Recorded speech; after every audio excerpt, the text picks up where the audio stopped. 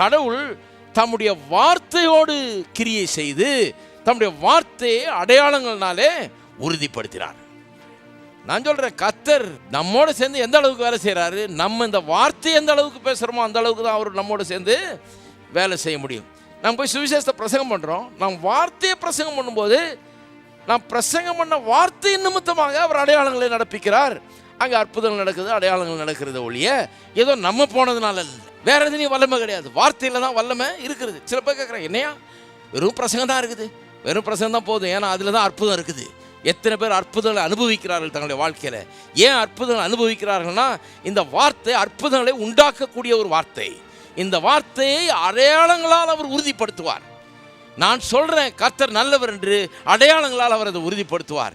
நான் சொல்றேன் கர்த்தர் இப்படி வாக்குத்தத்தம் பண்ணியிருக்கிறார் என்று, அவர் அதை அடையாளங்களால் உறுதிப்படுத்துவார். நான் சொல்றேன் கர்த்தர் சுகமாக்குவார் என்று, அவர் அதை அடையாளங்களால் உறுதிப்படுத்துவார். நான் சொல்றேன் கல்வாரி சிலுவையில் உன் நோய்களை சுமந்து தீர்த்தார் என்று, அவர் அடையாளங்களால் அதை உறுதிப்படுத்துவார்.